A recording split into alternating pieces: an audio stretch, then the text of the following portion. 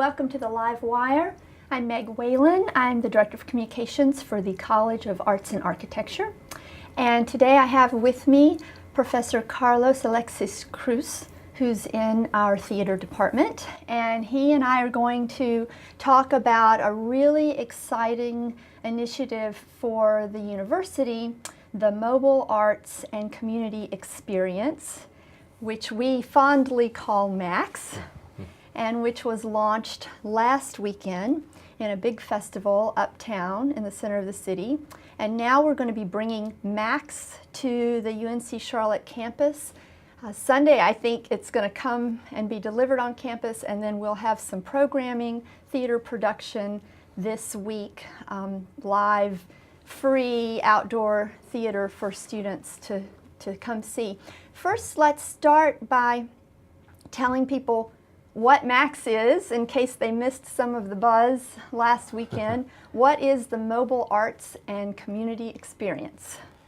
Well, MAX, in essence, is for me is a traveling stage. It's a traveling theater, but it also can be seen as a traveling device of like artistic engagement with the community.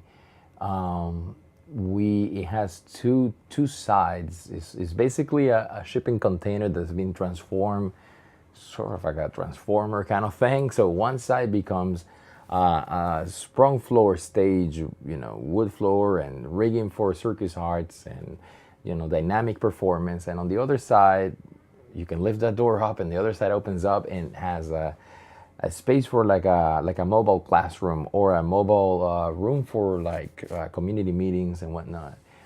And I think what we did this past weekend was taking the performance side of it and just plant it down in the middle of the tall buildings in uptown Charlotte, and kind of try to bring the spirit of theater in general, which is a live performance and everything that makes a live performance unique. Just in the midst of all that banker-oriented mentality and dynamic, and just take him out of the routine and kind of infiltrate art a little bit. And I think this mobile arts community experience is trying to do the same to different communities. Just go infiltrate arts and help educate our surrounding community in different things, and also provoke them to also be part of it and find ways to do things with it. So it is actually a vehicle, a mobile unit, and that is the size of a shipping container. Right. And it was built here in Charlotte at a place called Boxman Studios. And our broadcast team has been sort of videotaping the whole process from the very beginning, and we have a little bit of film. I'm going to play a little bit of it, and then we can talk, but I want to let people see the skeleton up to what it looked like, and just so that they have a visual idea of what it is. Exciting. So here people will see a little bit of video in the warehouse at Boxman Studios. Boxman Studios is a local company, and they make buildings out of shipping containers. And this is something that was stripped down to its very core. And we're showing the real steel skeleton structure of it and the people working on it. And there it's being lifted up, the box. And that's what it looks like when it's all closed up. It's not very big. And then here it is when it got out to the Levine Avenue of the Arts on Friday, and this is unloading it from the truck. You can see the truck that pulled it on a trailer and brought it, and they're unloading it, and that's where we were just this last Friday, opening it up. And as you said, here's coming together. As you said, it's got two sides, and this is the performance side. I'm going to pause it for a minute. Tell me kind of the genesis of the whole idea of developing this project for UNC Charlotte. Where does this come from, the idea for it? I think there's so many ways to answer that question, so many angles. What triggered it all for me was to come to Charlotte and feel like there is some art going on, but I don't think it's truly necessarily representative of all the communities that make Charlotte such a diverse and unique city as it is. And in trying to find ways of on how to engage with those communities, I thought, for example, and the type of things that we see also in the arts is already is it's very limited. It's not a broad spectrum within the performing arts, I would say. So it got me into thinking that perhaps the community hasn't been as exposed to many things, and that the university being such a like a strong entity and foundation, and supported by itself, should be, I think, at the forefront of helping this community kind of being exposed to the arts. That is precisely what I come from. I'm from Puerto Rico, or Puerto Rico, I should say. My apologies to everybody. In Puerto Rico, we have at the University of Puerto Rico, in the 50s, they brought an idea from Spain, from Teatro La Barraca de Garcia Lorca, that it was a traveling stage, and in Puerto Rico in the 50s had a political statement. They were trying to get people from the countryside into work in the coast areas, and there were many government efforts to make that happen. But the idea was that the university would be helping the new thought and the development of the new culture, right?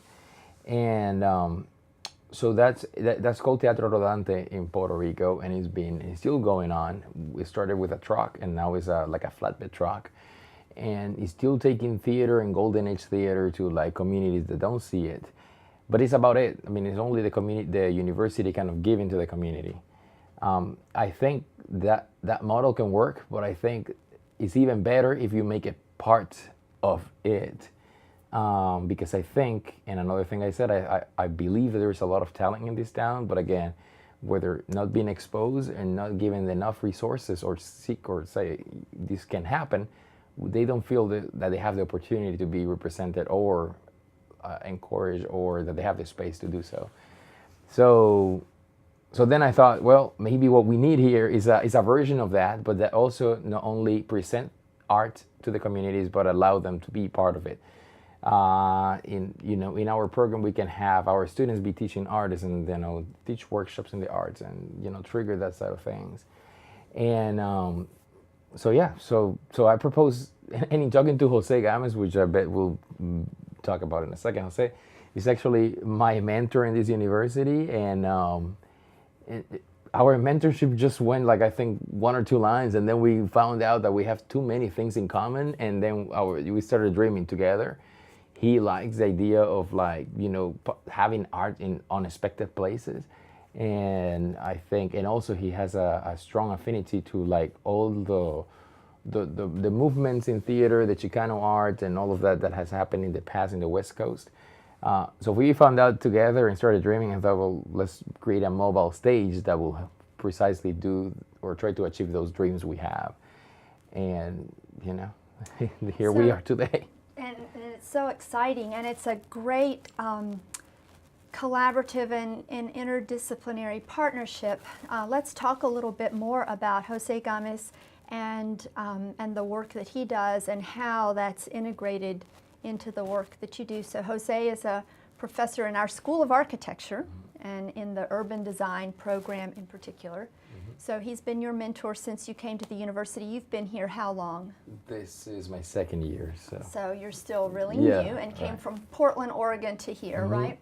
And so Jose has been working in communities along with another faculty member who's in a totally different college, Jenny Sorensen, who's in the Department of Geography and Earth Sciences, and she has a center, the Charlotte Action Research Project. And so she and Jose have done a lot of work in certain neighborhoods in Charlotte over a period of years to work directly with neighbors and with residents and with community members. And so I think it's a neat integration of that, your idea of the community becoming part of what happens with Max and on Max and in Max, as opposed to us as a university just going out and Right. presenting ourselves, but having this kind of two-way integration. Yeah. So I mean, yeah, and he's great, and I think everything that they've done, it's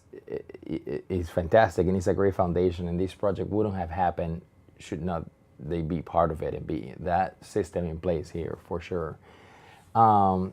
It's funny because the way I often think about theater, about in a way of telling stories, and I'm intrigued about stories that come from all places. And I forget that in essence is also there's a strong social component to it, a sense of activism that is very rooted in my own training, like in Boal, and like using theater or theater forum or theater of the oppressed to address certain things that happens in society, talk about those subjects and present it in a way to see we can make change laws, change dynamic between neighborhoods and so on.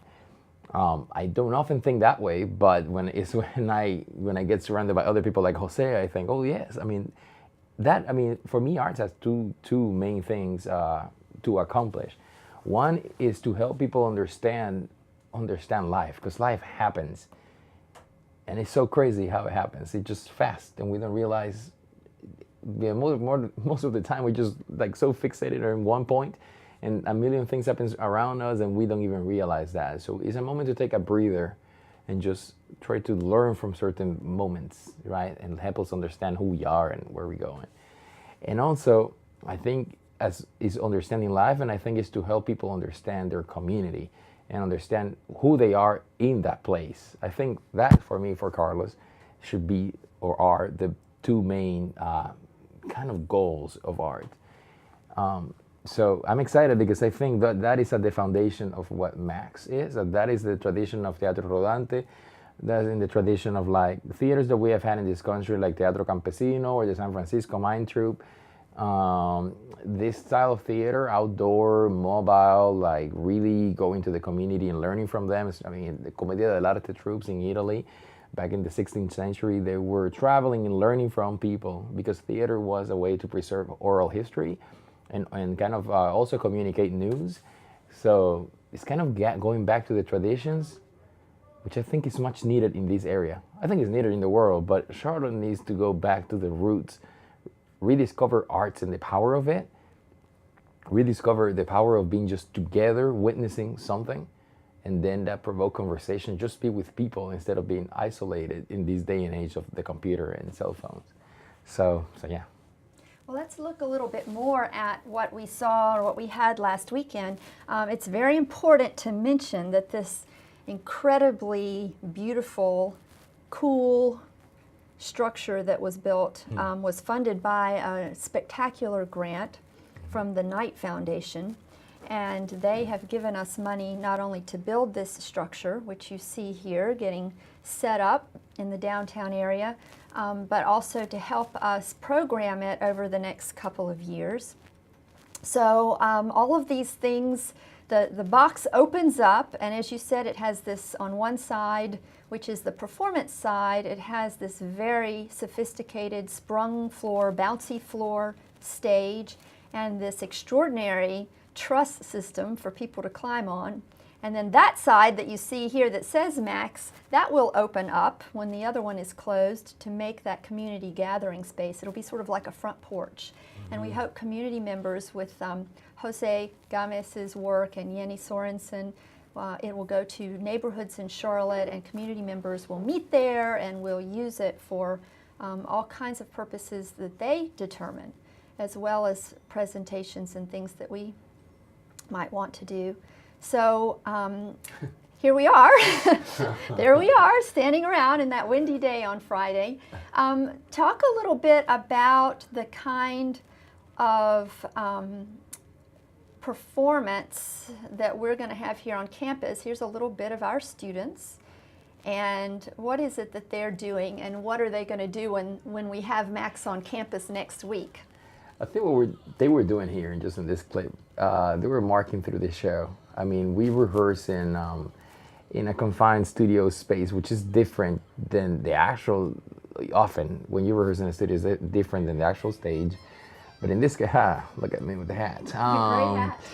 But in this case, it's even more different because it's an outdoor stage. You know, it has its own dimension that they feel different because it's elevated and whatnot. And also we have all the weather and the surrounding variables, like they are always unexpected, and that's a game you play with a mobile art stage. But really good to learn, and when done properly, I mean, you can get a lot out of it. The type of show that you'll see, and I think, and that kind of baptize this venue, to just lack of a better word, is a physical theater show. Is in the roots of the commedia dell'arte, to what I referred earlier. It's a style of theater that in physicality is bigger in gestures, and I think in general, to be able to communicate in such larger spaces, the actor needs to be aware, rooted in truthfulness, like explore how big the gesture can be in order to be able to reach a lot of people out. And so that's, I keep laughing because I see myself in this video.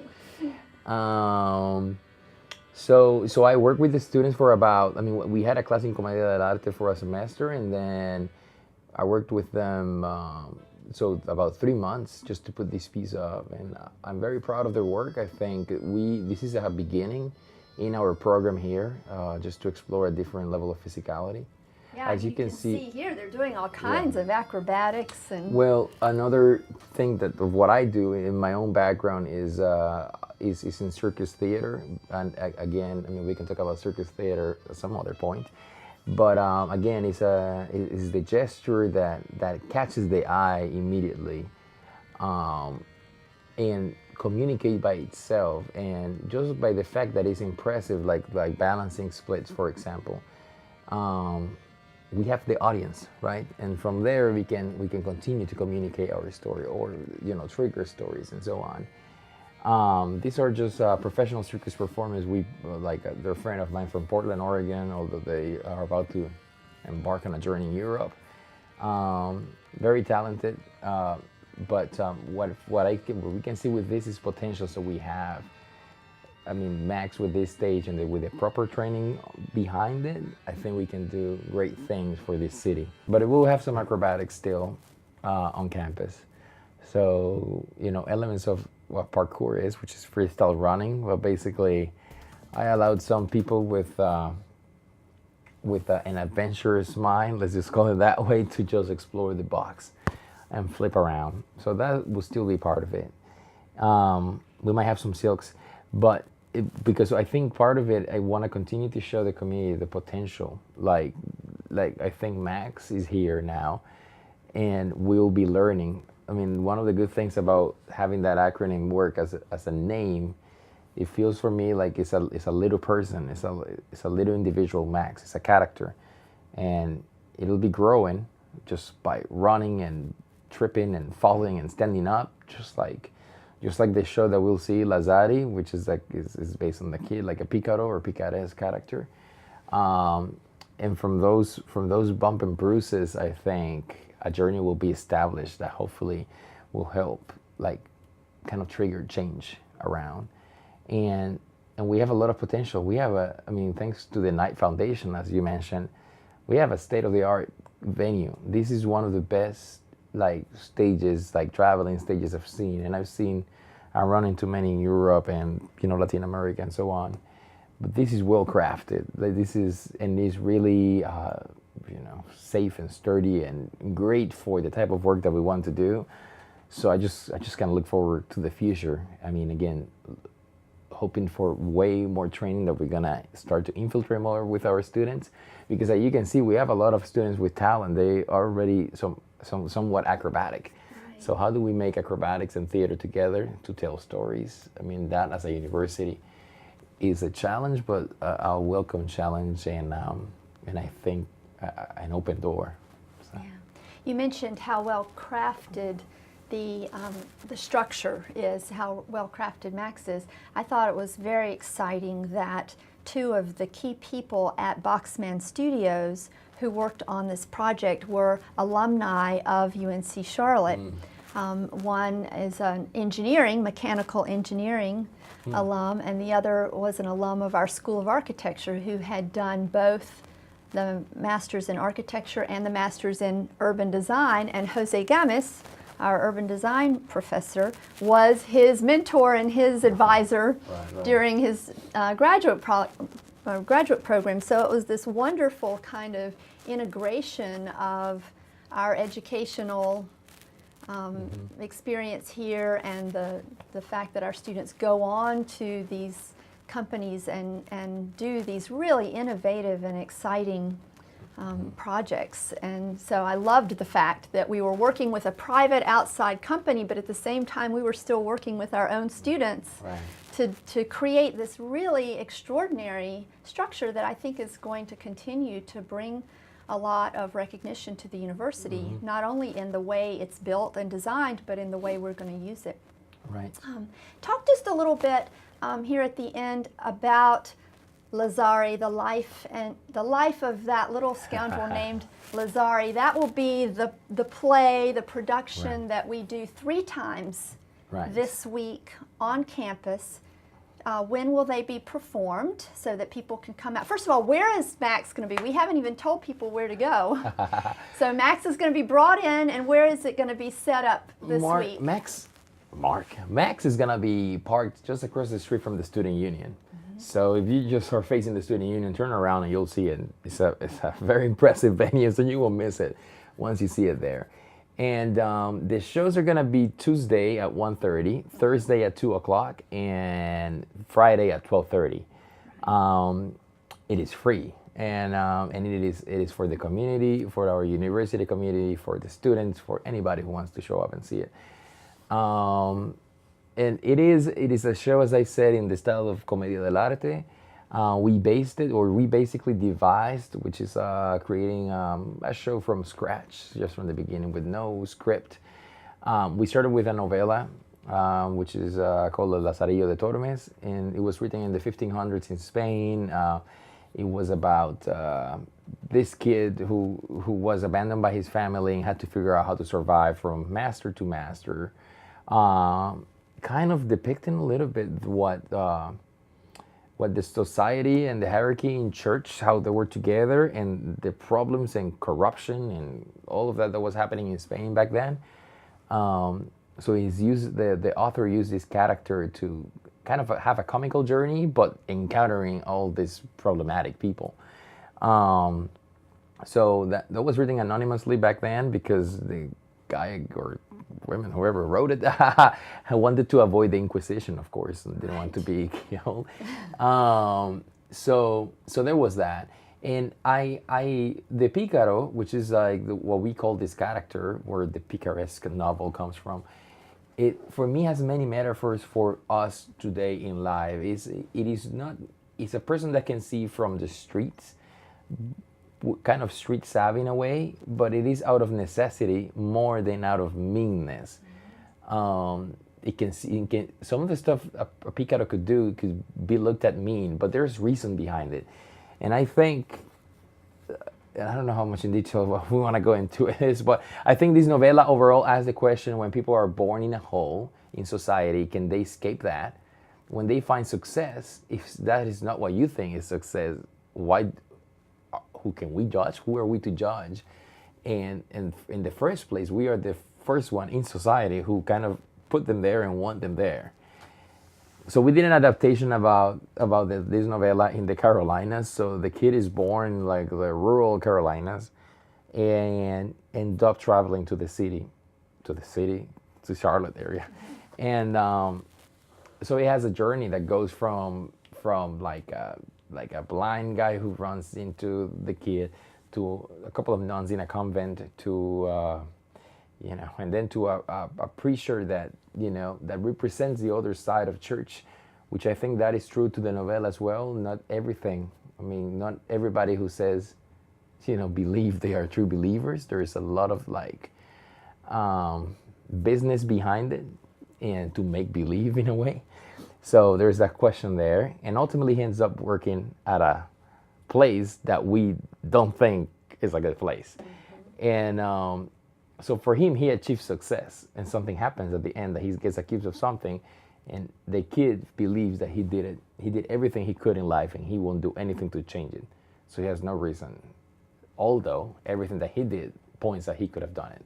I don't know if that's just creating too much mystery or too confusing for people. But if it's confusing, come and see the show. It's very funny. Right. We use acrobatics. We'll use some aerial. We use the whole box. We use live music and physical performance and audience participation, and it's just a lively event. And I think the community is going to have a good time at the same time that you'll see this story unfold. So. Well, great. So the performances, let's repeat those times again. Tuesday at 1:30. At 1:30. Thursday at 2 o'clock. 2 o'clock. And Friday at 12:30. Right. So, and people can, even if they can't get there right at the beginning, but they want to come on by because it's open air. So Yeah. it's very informal. And And right you in front of can the stage, come they and- can sit down. There's going to be a place for the audience. You can find your own spot to see it. It is for me, is the aspect of the community again. And however the community comes and share this experience together, however you want to do it, you're welcome to do it. So. Great. And then what's going to happen to Max after the performance on Friday? I think Max will be packed up again and take him back to continue the makeup process, because we're still, as I said, figuring it out, how we can make this a true mobile space, and also how do we make the other side happen. So there are still questions, but that they've been rapidly solved, and there's always a plan in it. And then it'll have a residence in one of our neighborhoods in this city coming fall, to which we also want to have, artistic engagement as well as the community the side of the urban design, the community meetings, and Right. So and we hope that we continue in that process. I think we will continue to propose shows that will go in the venue and will tour. Probably not as big as Uptown Charlotte, but for me, where the magic is at is to take it to these neighborhoods. So that's what I'm hoping for. And I'm also very looking forward to I have doing this project with the communities just aside of Max, and I hope that it will see its final iteration. It's a contemporary circus show on using all the ethnic neighborhoods in Charlotte, and not all, but some of them, and just see its final iteration in that venue, because it will be perfect just to tour to different places and share what we've done with the community. So. And I think what's great is that it gives us as a university and as a college yet another way to work together with other cultural organizations and artists in Charlotte to do things together in partnership. Yeah. So I think that's going to be a fun thing to see what kind of partnerships come out of this and what kind of cool things end up showing up on the stage or in the little meeting spots in Max. I think we have to. I think that's the only way that we will be able to help the city grow artistically. And I think we need to. In a city that is growing this rapidly, I think you grow without arts, that's dangerous. So I think people need to have that sensibility. There's something about it that this sensibility and it's a sense of community. And I hope that with Max and with all these initiatives, we can continue to push, the current that the world pushed you into being more and more isolated with your own electronic gadgets into what we were, because we were not meant to be in isolation. We were meant to be with each other.